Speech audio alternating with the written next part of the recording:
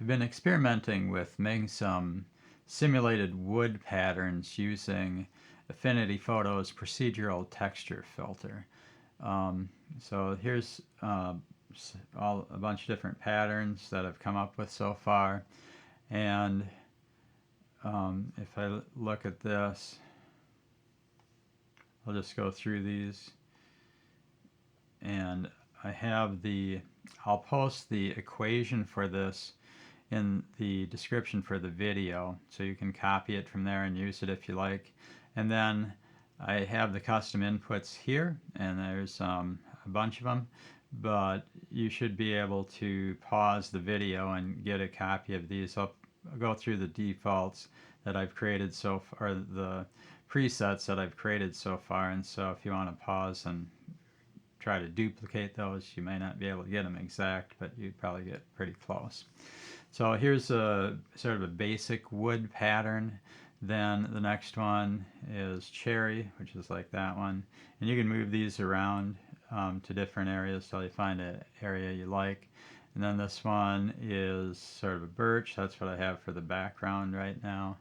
And then a mahogany. And then I have an oak. And I have a red oak. And the next one is plywood. And the last one I have on here is black walnut. And I have some more, but I haven't put them all into this program yet. So I'm going to go over and explain how the program works, and then go over the sliders and do some examples. So the first part I'm going to look at is the program. So I'll get back to these, but it's 3 different parts. I have 2 sets of nested oscillators. So the main part of this are these nested oscillators, but then I'm using the smoothstepsc function to choose one band of this. So say the light band of this could be chosen as color 1, and then this darker band is color 2. And so I have the smoothstepsc set up to choose, one range of gray values. This will generate, the oscillators will generate a set of gray values. I have this set up to choose one set of gray values and assign that to one color, and this one chooses a different set of gray values and assigns it to this one of the other colors of the wood grain. Right? So the last thing I have is a perlincubic noise, which I sort of add on top overall, and that gives these subtle variations in the overall colors. Didn't have that at first, but I added it at the end, and it adds a nice, makes it look just a little bit more realistic. So I'll look at this one. One of the things I wanted to do with this is to have it elongate the wood in one dimension. So right now I want in the x dimension, I want it to stretch it out. So I'm adding this multiplier to the y coefficients, or the ry, the relative y variable here, to that causes it to stretch out in y. So if I make this larger, the dy larger, it'll make the y dimension larger. Then this one is the overall scaling for the wood grain. I have it divided by the width of the image. And let's see what else I have here. Well, I have the 3 different colors up here as set up as vectors with RGB values, and those all be linked. These are all defined with sliders. And then I have 2 different vectors. One of them is for the noise functions, and the other one is for that. So the other thing, so then I have 3 nested sine oscillators down here inside of these smooth step functions, and then I have 2 different noise generators. One of them is to give the waviness, the general waviness of the wood grain. That's this one. and then the second one gives it this high frequency little wiggle that you see at the edge of the grain boundary. So I added two different noise functions for that. And then the perlincubic gives it a I've got a fader on that goes either positive or negative, and then I can just sort of fade in and out a little subtle noise on top of the whole thing. All right, well, you can look at that on your own some more if you want to, but I'm going to go and demonstrate how you can use this. So I'll just go back and start with the default pattern. I got my grain sizes set up here, so I could go up like that. So one of the things this was based on was I was looking at Graphics Extra. Graphics Extras showed how you can use nested sine functions to create patterns sort of like this. So if I zoom out a little bit, you can create that. If the amplitude of the inner, so you have three different sine oscillators. The amplitude of the inner one is set to,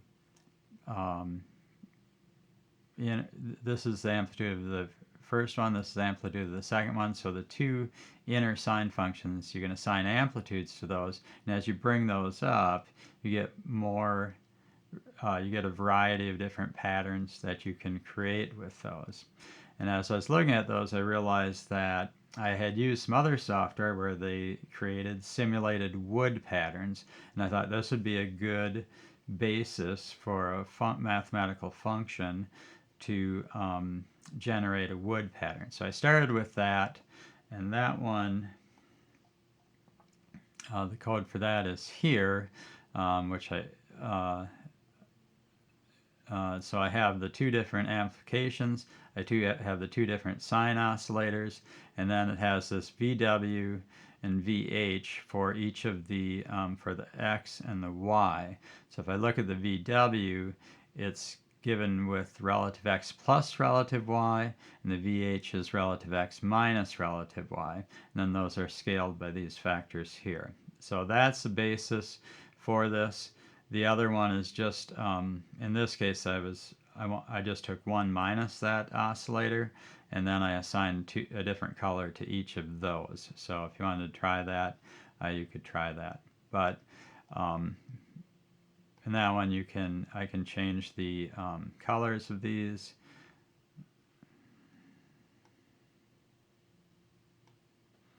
And change the, yeah. And so this is a fairly simple program, but that's basically all I can do. Now, I'm going to go back to the other program, and I call this one Wooden. And this one you can, so if I was working with this, I'll start with the first part. These are the grain cells, and I can set that to 0, I get nothing, but you can add more of these. But as you add more, in fact, if I change I'll just set, I'm going to set some of the turbulence down to 0 here, and you can see it's going back to the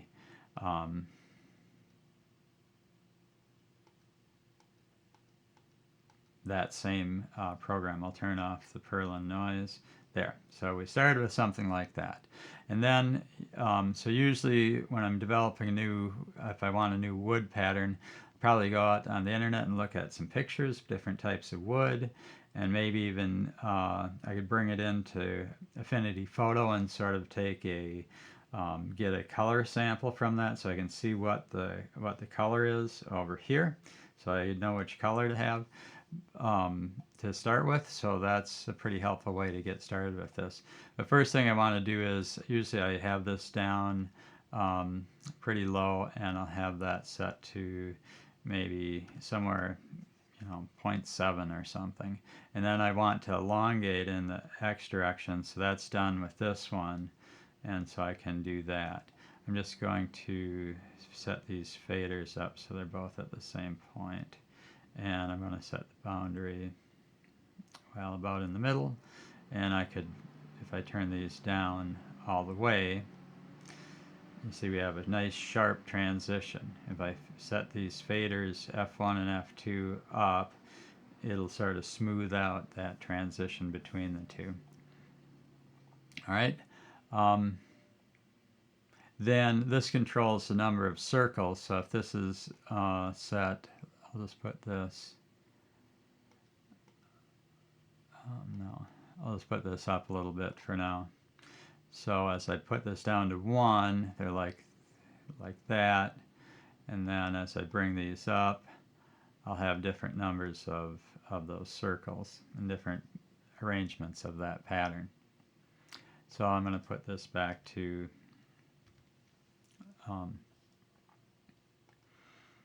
usually I keep this at a fairly small level because I'm going to add some turbulence later. So I'll go up to 0.8, and then I'll just leave that at 4. If you have mostly straight grain, you can set this up to 8 or 9, but then you might want to put this down pretty low, like about 3. But for this one, I'll set it up to, I guess, maybe like a 0.8, and I'll just keep this at a, maybe about a 3, something like that. Okay, so there's my basic grain. Most grains, I know, or most wood has sort of this pattern where the red is the highest, and then the green, and then the blue. So it sort of decreases in that order. Not all the time, but generally that is how it seems to go. So I'll set this one up as the lighter wood for now, and you can do it either way. And then bring this one down. This will be the darker boundary, the darker grain between the wood.